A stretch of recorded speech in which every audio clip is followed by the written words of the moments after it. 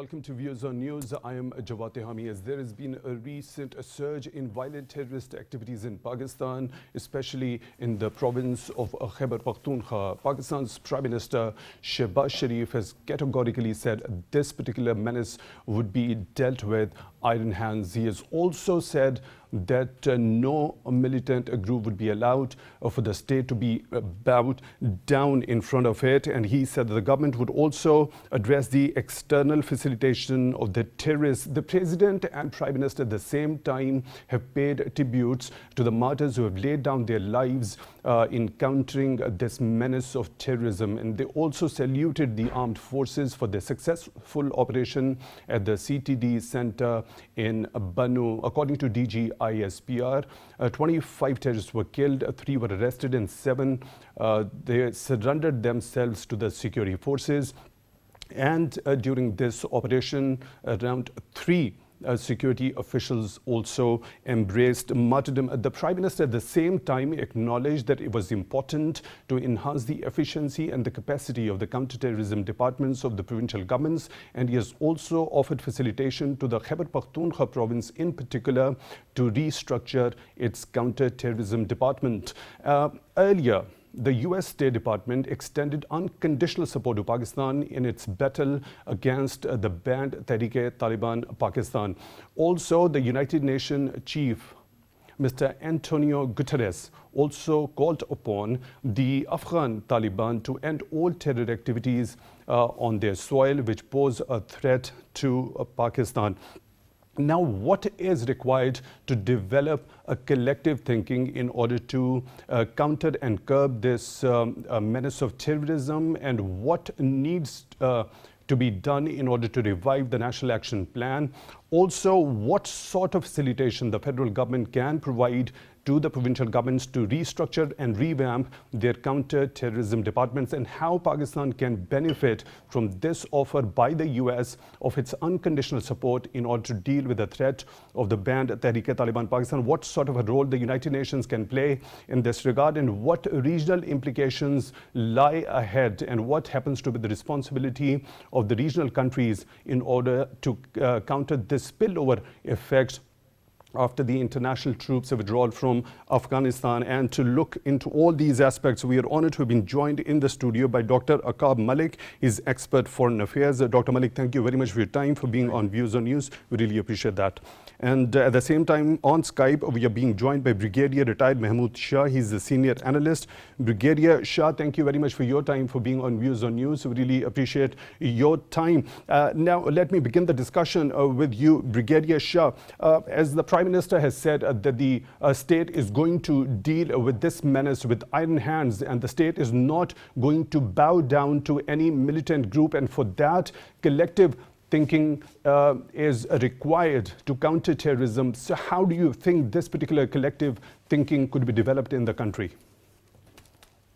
I think, Bismillah ar-Rahman ar-Rahim, first thing is that we need to have a clear laid-down policy towards Afghanistan or the Afghanistan present government. And we must not have any sort of differences on these aspects, as whether we should have negotiation with these terrorists or not. I think that is out of question. And here, somehow the provincial government was holding negotiation with the terrorists, which has backfired, and this has also encouraged the terrorists to strike inside Pakistan. I think we need to have negotiation with the Afghan government, and we need to make it clear to them that you have promised in the Doha agreement and otherwise that Afghanistan style will not be used against any other country. So they better do that instead of giving statements and telling Pakistan that yes, we are prepared to do that, but you first have negotiation with these terrorists. This should not have been agreed to, and I think this is what they told Chinese also, And they told Central Asian republics, these three countries, but they all refused to have negotiations.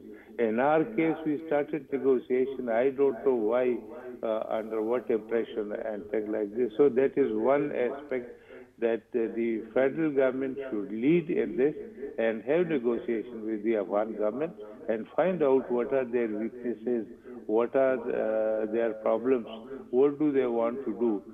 They should be told that as America has offered Pakistan this help immediately, you can see that international forces are ready to intervene again into this region. And this will be unfortunate if we do that. And Taliban must be told that you must ensure, otherwise the international forces will come and they will sort of place pressure on Pakistan to accept their help or whatever they are saying.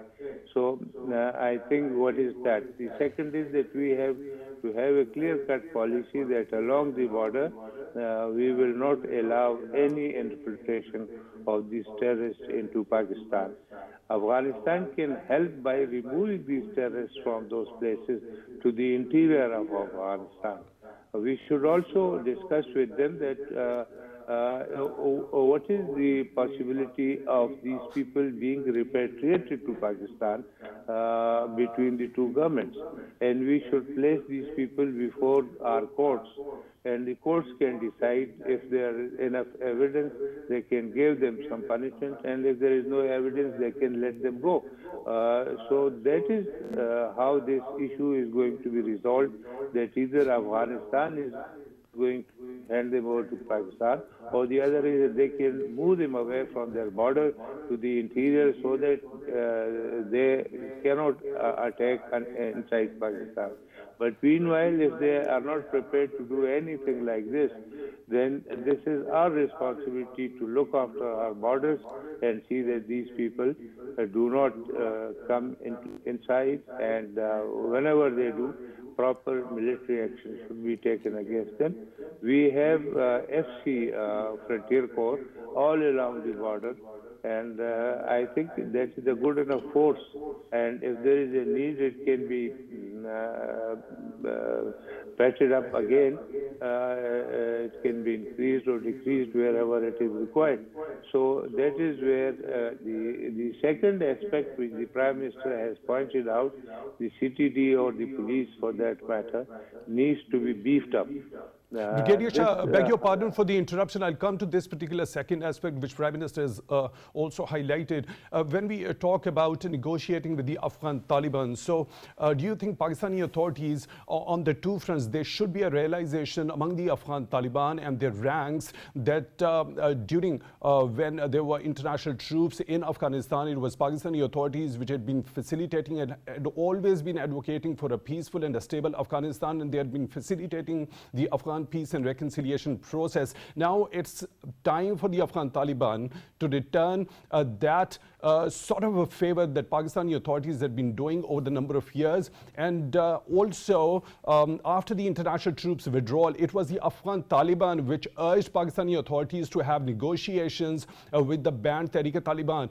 Shouldn't there be a realization after the negotiation from Pakistani authorities was given a chance, this is what the banned Tehrik-e-Taliban Pakistan is started to do again? Yes, absolutely. I would say that their suggestion, notwithstanding that they said you have a negotiation, why did we decide to have negotiation?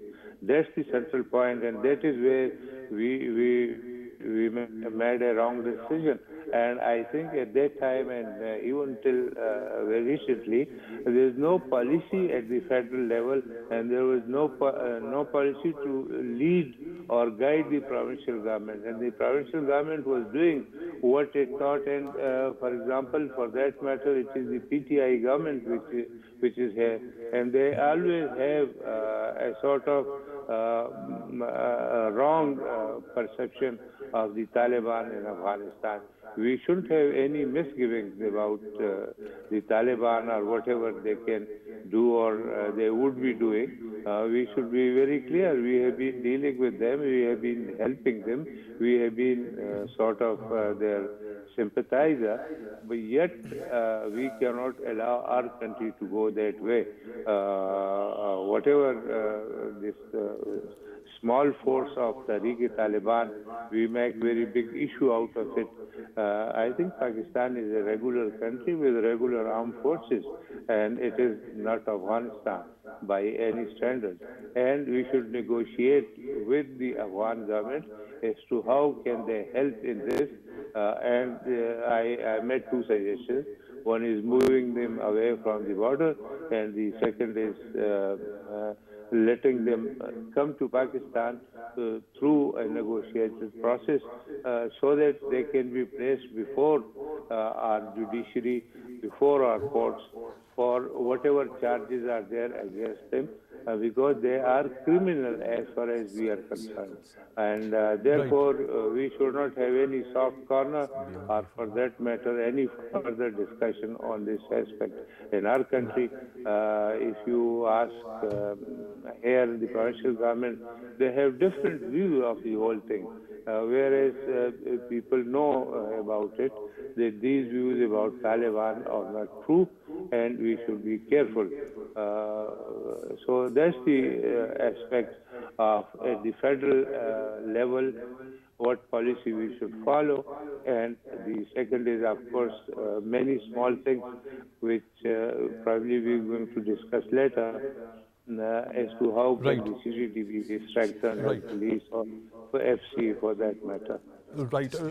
Dr. Malik, why do you think the Afghan Taliban haven't been able to fulfill their promise that they made in the Doha peace deal, in particular that the Afghan soil wouldn't be allowed to be used against any other country, and what needs to be done in order to impress upon them that they should fulfill that promise?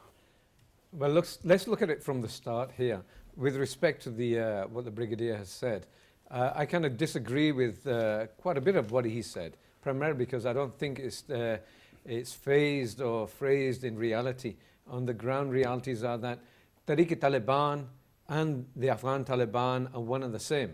Essentially, Taliban helped the Taliban get into power, and throughout this whole struggle for the last 20 years with the Americans and other international forces, Taliban was fundamental to, as a backbone and the spine of fighters and training in hand with the Taliban and supporting them throughout. So for the Taliban to give up Taliban is just, it's not going to happen. To say that they're going to hand over Taliban fighters to Pakistani forces, and we know what's going to happen to them here, through the judiciary or anything like this, it's just not a non-starter. It's unfortunate, but it is a non-starter. To negotiate with an entity that is based and mandated and philosophically absolutely opposed to the Constitution of Pakistan, which feels that the Constitution of Pakistan is an anathema, completely against the whole emphasis of what it is, the whole being of what Taliban is, how can they negotiate with us? In fact, 10 years ago to this month, I was helping as a consultant with NACTA, National Counterterrorism Authority, writing and in the process of counterterrorism assessment and national strategy on counterterrorism. That's what we were composing and writing. And at that time, what was happening was that government at that time was in appeasement talks with the Taliban, Taliban. And I always said, this is not going to happen, because every single talk up till that point, every single peace treaty, so-called peace treaty up to that point failed because it was unworkable, because the two opposing sides could not negotiate with each other. They were there to consolidate themselves, regroup themselves, rebuild themselves, and take time away where there was no offensive action by Pakistan armed forces. And as a result, they got time to recoup and then re-attack, and that's what they did consistently every single time. Now they're in a peaceful environment in Afghanistan, meaning they're not being attacked by Pakistani forces. We can't go across to the other side of the border. And as a result, they're regrouping, re-attacking, and they've got their own plans ahead. And to think that we're going to be able to negotiate with them, but after so many years and about 100,000 people dead, I think it's laughable, and it's dishonest to the memories of those people in the military, the civilians that have died, and the law enforcement that have died in saving this country against that threat.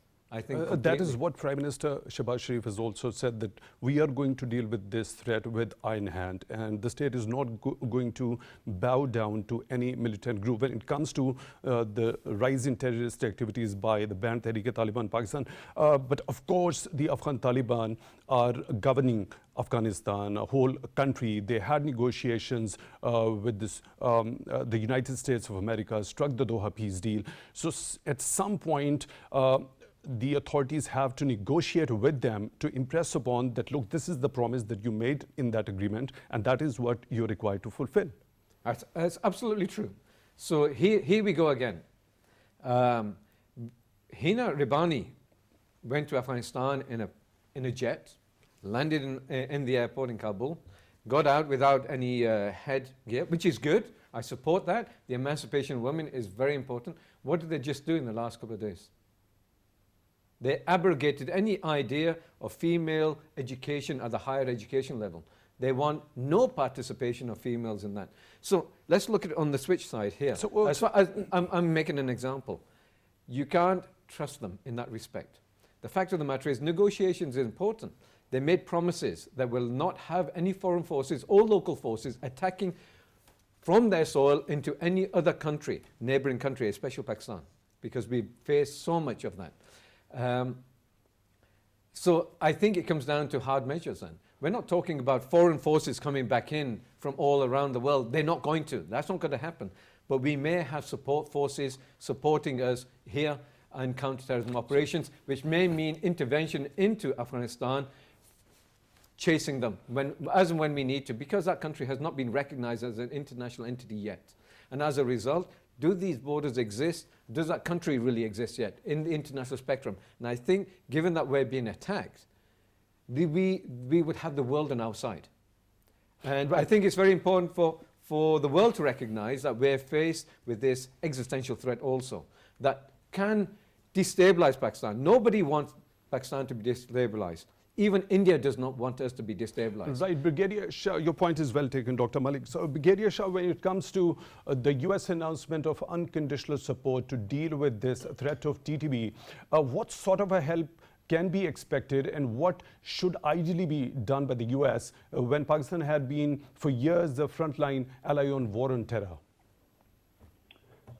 I think that first let me talk about this, that these people have been helping Afghan Taliban. We are very aware of what sort of help. Their contribution to Afghanistan Taliban was less than salt in a sort of thing. They are a very small number. I mean, now, my brother just now said 100,000 people. They are 4,000 people, and for their maximum number, along with women and children, rose to 9,000. And this list is available at GHQ, and it was placed before me. And when they asked my sort of opinion about all this thing, they want to be forgiven and they want to come back. I said they can come anytime that they like, because the border is not so much sealed that they can't come. But when they come back, the local population is going to rise against them and they are going to kill them. And they want government of Pakistan protection for that matter. That is why they want to negotiate. They say, we want to come. Otherwise, tell them you can come back the way you went. You can come back also. Go to your area and you will find out what people are going to do to you.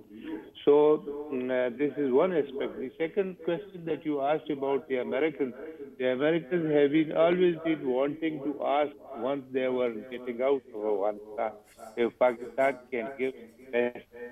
In fact, they checked up otherwise on ground that whether the government of Pakistan will be able to give some sort of basis to America so that they can leave some force behind and continue looking over Afghanistan after the withdrawal also. We refused, and in fact they did not ask because they knew the opinion which they were seeking here and there. I was aware of those efforts, and they were doing it from Kabul. They were still there. So now, when they ask Pakistan, we will help. They want to say they would like to have some bases in probably Balochistan or some places, so that they can continue watching the things in Afghanistan. Because what they are worried that Afghanistan will remain a cradle for terrorist activities, and some terrorists will get trained there, and then they can strike. They haven't struck up till now. So I think these are things we must make the Taliban to understand that the international forces are continuously looking at them. And if you are unable to do this, don't think that you are doing this to Pakistan. Pakistan can look after itself against this threat. Don't worry, we can do so. We just want that so that people are not killed. They should be told that you either go to Pakistan or you shift them into interior of Afghanistan. And nothing like this we accept. Since they have been helping Taliban Afghanistan, so the Afghan Taliban are now going to say, you now unleash into Pakistan. Pakistan is not Afghanistan. And these people, whatever they are, whether they are saying that we don't want to, we don't recognize this constitution and so on and so forth. The whole thing is that we should ask, who are you? What is your strength? Pakistan is a country of 200 million people. And what is your strength? 4,000? 5,000? You think you are going to turn around the state according to your wishes? So they need to be told. Otherwise, you saw yesterday the result of that operation.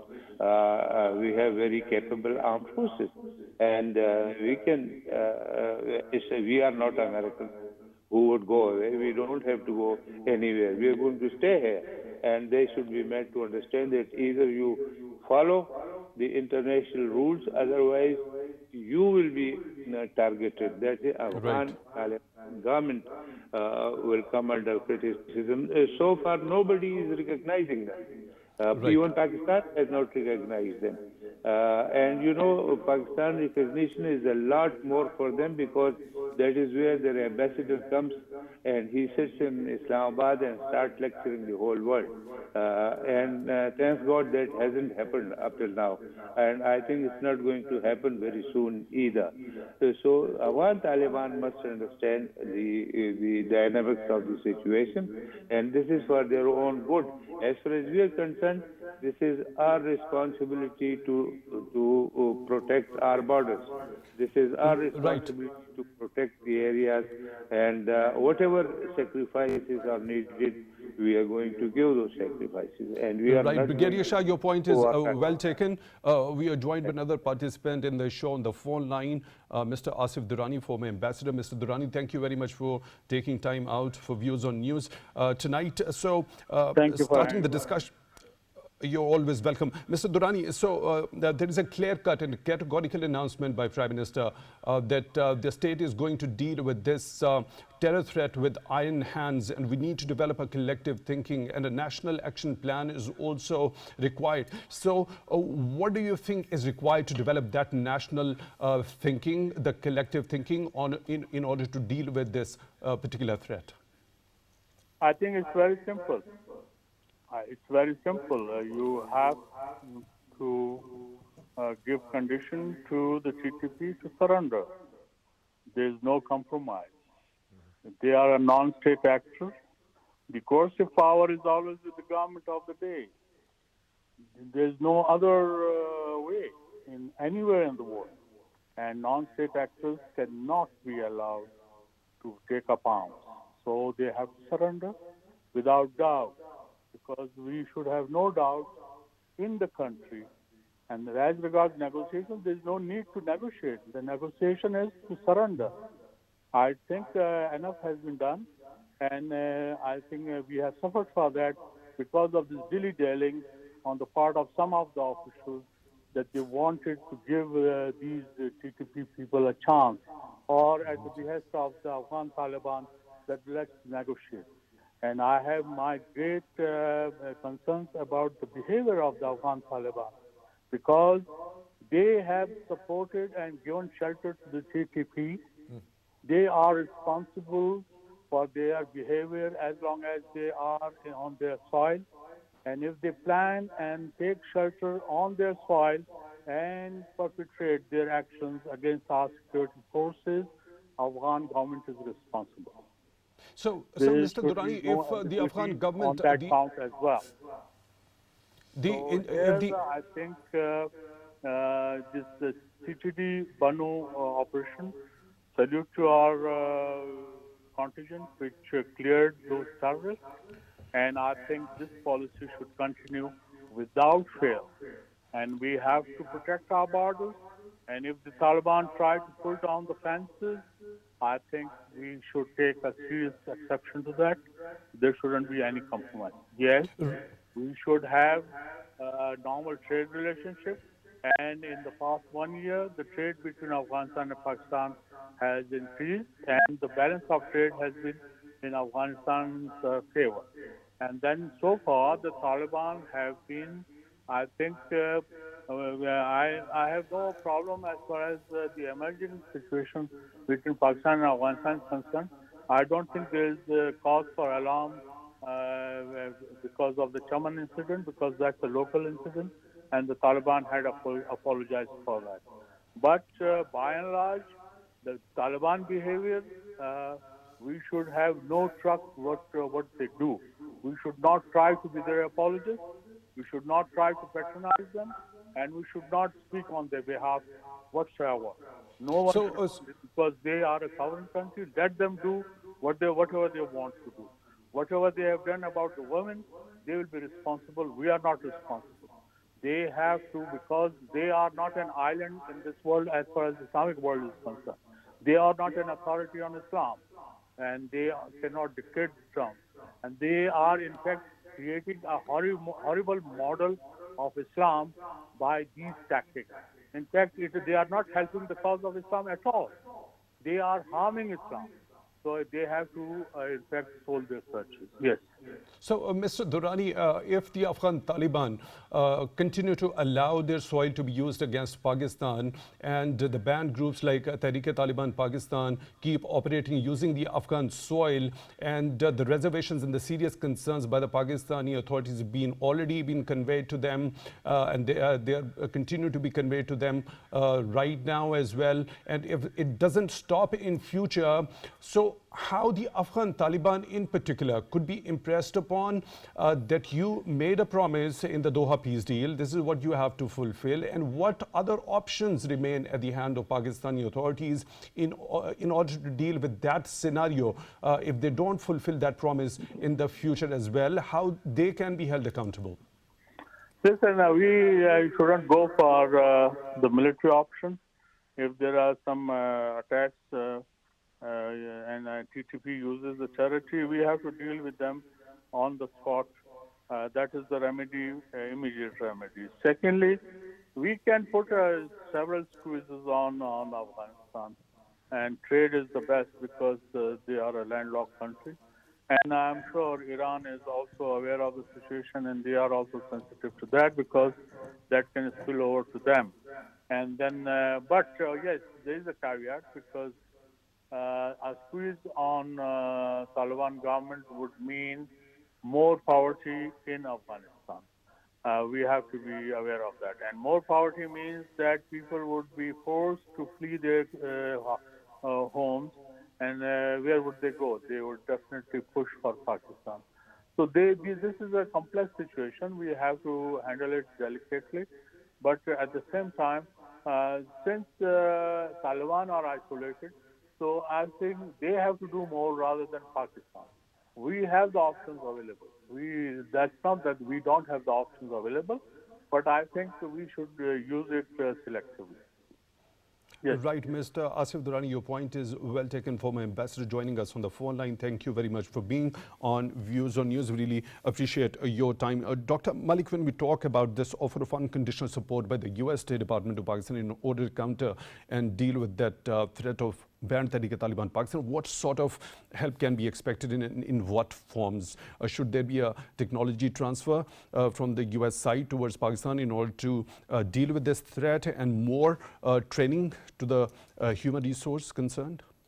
I think when it says unconditional support, there's always conditions attached to everything.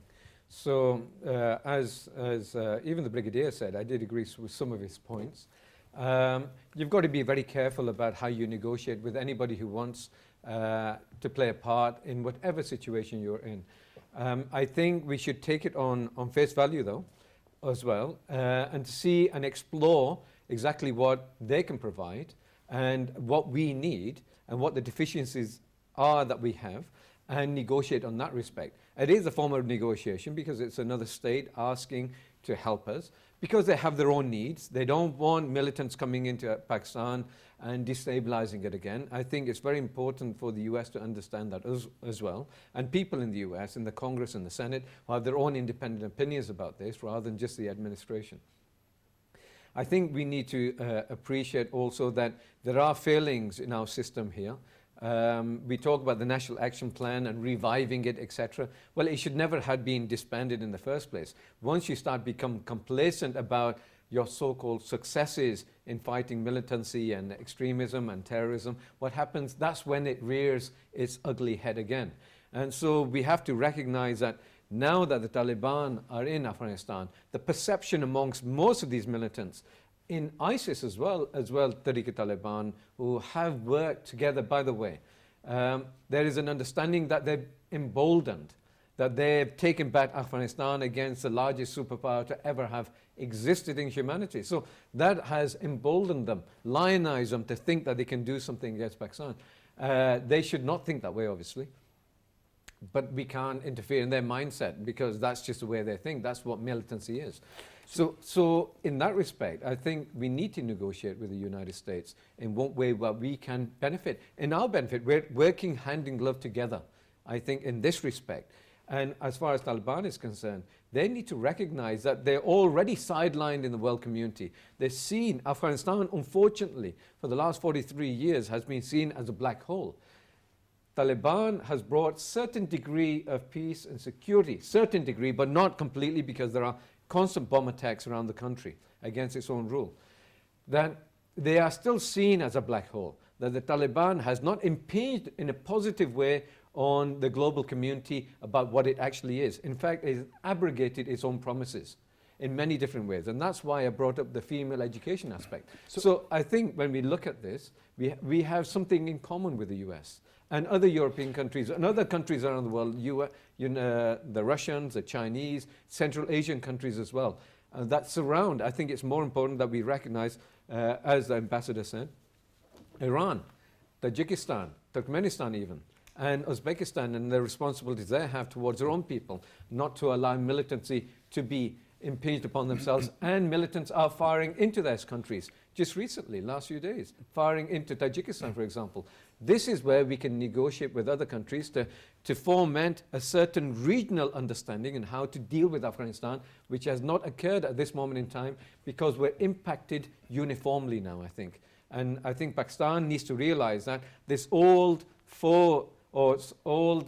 resource that we had with the Taliban and understanding may be coming to an end because the Taliban itself now is perceived within itself as a national government. It has its own large territory, its own national interests, which may be contrary to Pakistan's interests, and we need to realize that it may no longer be a friend, as some people in this country may have thought so. So I think we need to rationalize that it could even become an enemy.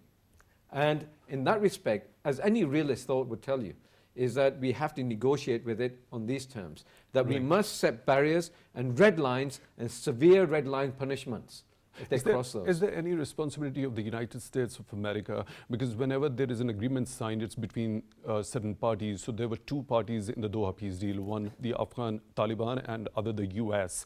Now, it's according to that agreement that they made a promise that Afghan soil wouldn't be allowed to be used against the United States of America, its allies, or any other countries.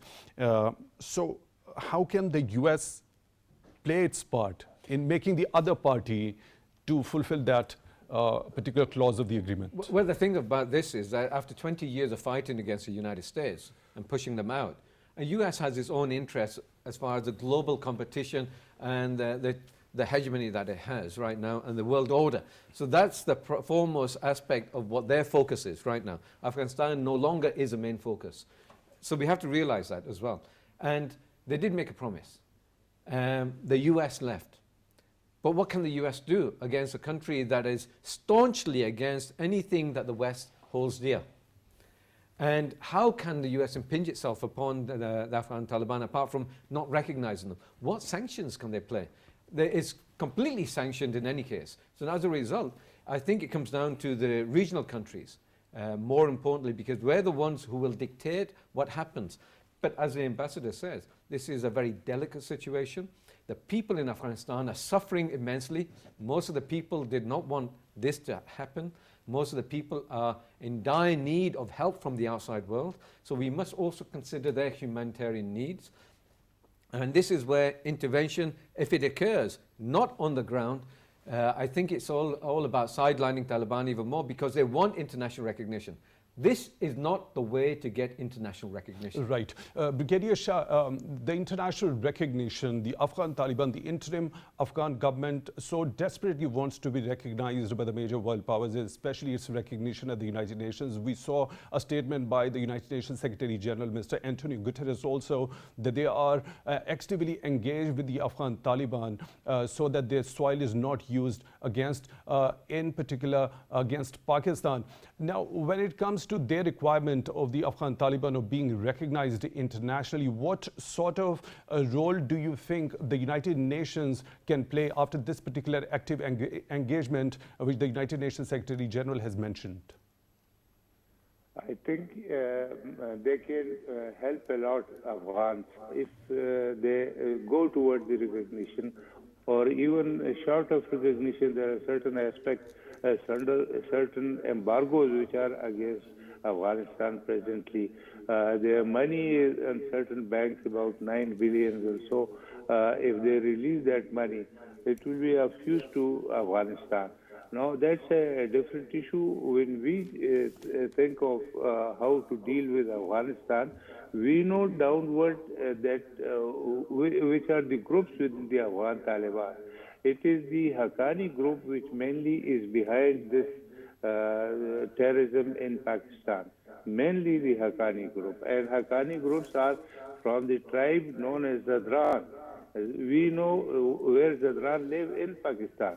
And I think if we start squeezing those people who belong to Zadran tribe, who belong to Haqqani, and have a soft sort of thing with the other Taliban groups within them, because they are the ones who are showing no interest towards, they don't give any opinion, why should we annoy Pakistan government. But it is the Zadran or it is the Haqqanis who is mainly, he is the minister in the cabinet, interior minister, I think. He is so Sirajuddin Haqqani. So I think we can always put our pressures where it is required and convey to them that we are not going to be led away in this fashion. You do your complete your international sort of guarantees that you have given. Otherwise, you are going to destabilize the whole region, which includes, and I totally agree with the previous speaker who said, we, these Central Asian republics ourselves, or for that matter, Russia and Iran, if possible, can get together, and even China can get together and work out a policy as to why Afghanistan is not behaving. And for sort of going down that lane, we have many more things up our sleeves. For example, I told you these Afghans, and I know where they live, from Islamabad up to Murree and Barakau, all the Afghans are living. And if you start saying that you move to Afghanistan, it's going to put a lot of pressures on Afghanistan Taliban, and we should recognize that who amongst these groups Presently, you know, like in the previous Taliban regime, Mullah Umar had a very central role, and his word was the last word that he spoke. And whenever we went and discussed with him certain things, he would give decision, and everybody will listen to that. Unfortunately, presently, that central leadership is not there. And these Taliban groups are on their own, whatever suits them, are putting it into the Afghan government policies. And for example, I told you the Haqqanis are mostly responsible for this Banu incident or whatever is happening on North Waziristan, because that is where their area is. So I think if we start dealing with it in a little more detailed way, we're going to protect ourselves far easier than what people think. Yes. Right. Dr. Malik, is there any role, do you think, that the UN can play in this regard?